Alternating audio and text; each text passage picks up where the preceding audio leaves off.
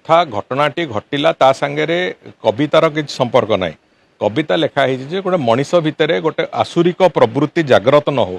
जड़े मनीष को मनीषटे होगी आ गोटे मनीष को मारिबा भली गोटे आसुरिक प्रवृत्ति मनीष भितर न आसू जो मॉब जो ये जो कहते कौन मॉब लिंचिंग कथा ताको ओडिया रे ताको आमे कहूचे भिड़ हत्या भली दुर्भाग्यपूर्ण कथा कौन जगार न हो ये कथा पाई से कविता उद्दिष्ट थिला सेतिपई ताकू जे कवितार क अक्षर न बुझंती से माने तापरे आज अनाप शनाप कमेंट करिसंती मोर सेतरे किछि जाय आसे नै मु आगुरु भी कहिछि कथा जे रीतिनीति सहित संपर्कित अछि कथा गुडिक से दृष्टि गोटे गोटे पर्याय रे गणति मणति चलीची जेहेतु महाप्रभुंकर चंदन यात्रा गोटे प्रमुख कार्यक्रम से दृष्टिकोण चंदन यात्रा को आखि आगे रखिक से अनुसार एडजस्टमेंट कराइला समयर एवं जो भली भाव में समय मिली से अनुसार आज पुणी आउ थे गणति मणति होगा जाऊँगी एवं आमे भी जो प्रक्रिया चली आमे संपूर्ण भाव आशावादी अच्छु यदि भगवान करुणा थाए निश्चित भाव में स्नान यात्रा पूर्व गणति मणतिर संपूर्ण प्रक्रिया आमे शेष कर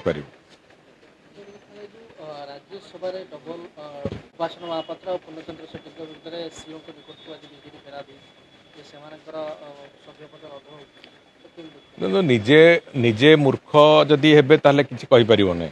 से दिन जो दिन से घटना को से माने ऑब्जेक्शन कले से दिन को धारा अनुଯାयी एकता संभव से कथा स्पष्ट भाव में मु भी सेठी से हॉल भितर भी मु उपस्थापन करथिली एवं मु भी आम जो दिजण मानवर विधायक त्रुटि होइतिला सेमाने केमिति ठीक रे भोट देबे माने तांको आउथरे फ्रेश बैलेट पेपर इश्यू होबो को धारा अनुଯାयी सेटा करा जिवो से बाबद स्पष्टता आमे भी देइथिलु दल तरफ ता परे जदि ताकू नेकी अजथा बाकबितंडा करिवे अजथारे ताकू नेकी आलोचना पर्यालोचना करिवे ताठू अधिक मूर्खामी मु भाबुची किछि न होई पारे legally they have every right to do so एवं जो कथा से माने कहउतिले जे एक कथार प्रेसिडेंस कोठी नाही एक कथार अनेक उदाहरण विभिन्न राज्य रे अछि से कथार भी आमे सेठी स्पष्टता देइतिलु ता परे जदि तांको इच्छा होची से कथा को नहीं कि गोटे राजनैतिक बाकबितंडा करने को से करंतु मु भाबुची तार उत्तर कौन से पाइबे से कथा भी हमको बहुत स्पष्टता अच्छे से बाबत आपण गोटे गीत चर्चा मध्य रहुची आ आज मध्य तीनोटी जगह नयागढ़ कोन हाथ काढी आईन शृंखला परिस्थिति असंभाळ लानी विरोध कर किछि असंभाळ मो कहबा कथा देखंदो गोटिए कथा बहुत स्पष्ट अछि जो कथा घटनाटी घटिला ता संगे कवितार किछि संपर्क ना कविता लिखाई गोटे मनीष भितर गोटे आसुरिक प्रवृत्ति जागृत न हो जड़े मनीष को मनीषटे होगी आ गोटे मनीष को मारिबा भली गोटे आसुरिक प्रवृत्ति मनीष भितर न आसू जो मॉब जो ये जो कहते कौन मॉब लिंचिंग कथा ताको ओडिया रे ताको आमे कहूचे भिड़ हत्या भली दुर्भाग्यपूर्ण कथा कौन जगार न हो ये कथा पाई से कविता उद्दिष्ट थिला सेतिपई ताकू जे कवितार क अक्षर न बुझंती से माने तापरे आज अनाप शनाप कमेंट करिसंती मोर सेतरे किछि जाय आसे नै मो कहवा कथा हला सरकार तरफ सरकार संपूर्ण भाव में प्रचेष्टारत अछंती जो माने एभली एक जघन्य रेयरेस्ट ऑफ रेयर क्राइम करचंती तांकू गिरफ खाली करा जीवनी कठोर कठोर सज्जा दिया जीवो जेमिति सेतिपई शेष बिंदु पर्यंत सरकार जहाँ भूमिका रहिबो सरकार ताको करिवे से बाबद रे माननीय मुख्यमंत्री पूरा 100% स्पष्टता दे सारिचंती एवं ताकू नेकी जो राजनीति बिजु जनता दल आ कांग्रेस आ तांकर कि चेला चामुंडिया एमान जो करूचंती अंततः से जो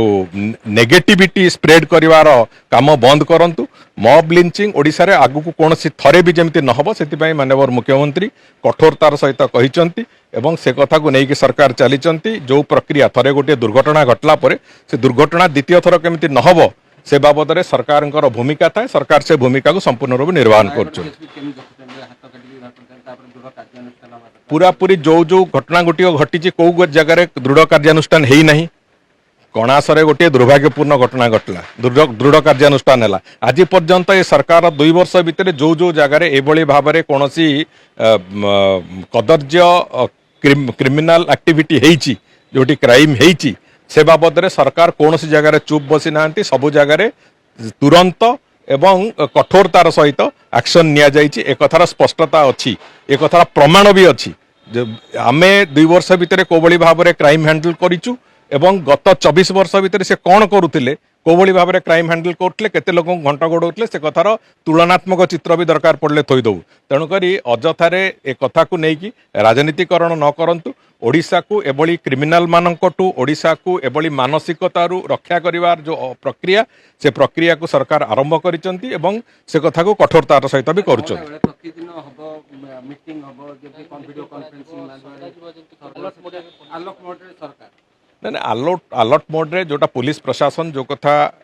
ଗୋଟେ ଲମ୍ବା ସମୟ ଧରିକି ସେ କଥାକୁ ଅନୁସୃତ କରୁନଥିଲା ମୋର ଆଜି ବି ମନେ ଅଛି ଗୋଟେ ଲମ୍ବା ସମୟ ତଳେ ଏଠି ଡେଲି ଏସପି ମାନେ ଯେତେବେଳେ ଭୁବନେଶ୍ୱର କମିଶନରେଟ୍ ହେବା ପୂର୍ବରୁ ବି ଏସପି ମାନେ ଏଠି ରୋଲ କଲ୍ କରୁଥିଲେ ନିଜେ ଅରୁଣ ଷଡ଼ଙ୍ଗୀ ଏସପି ଥିଲାବେଳେ ମୁଁ ବି ଦେଖିଛି ସେ କଥା ତେଣୁକରି ମୋ କହିବା କଥା ହେଲା ଆଜି ତାରିଖରେ ଥାନାର କ'ଣ ହେଉଛି ଡେଲି ବ୍ରିଫିଂ ଯଦି ଅଧିକାରୀମାନେ ନେବେ ନିଶ୍ଚିତ ଭାବରେ ସେଥିରେ ସେମାନଙ୍କର ଭିତରେ ତତ୍ପରତା ଆହୁରି ବଢ଼ିବ ଏବଂ ଥାନାଗୁଡ଼ିକୁ ଆହୁରି ଇକ୍ୟୁପ୍ଡ କରିବା ପାଇଁ ଯେଉଁ କଥା ଡିଜିପି କହିଛନ୍ତି ସେ ସବୁ ଦିଗକୁ ଆଖି ଆଗରେ ରଖିକି ଆମେ ନିଶ୍ଚିତ ଭାବରେ କ୍ରାଇମ୍ ନ୍ୟୁଟ୍ରାଲାଇଜ୍ କରିବାରେ କ୍ରାଇମ୍କୁ ତାର ଯେଉଁ ଇନଭେଷ୍ଟିଗେସନ୍ ପ୍ରୋସେସ୍କୁ ଆହୁରି ସକ୍ଷମ କରାଇବାରେ ସବୁ ପ୍ରକାର ବ୍ୟବସ୍ଥା କରାଯାଉଛି ଏବଂ ମୋର ପୂର୍ଣ୍ଣ ବିଶ୍ୱାସ ଅଛି ଆମେ ଲ ଆଣ୍ଡ ଅର୍ଡର ସିଚୁଏସନକୁ ଆହୁରି କଠୋରତାର ସହିତ ହ୍ୟାଣ୍ଡେଲ କରାଇବା ପାଇଁ ଯାହା ପ୍ରକ୍ରିୟା ସେ ପ୍ରକ୍ରିୟାକୁ ନିଶ୍ଚିତ ଭାବରେ ସଫଳତାର ସହିତ ପୁଲିସ ବିଭାଗ କରିବ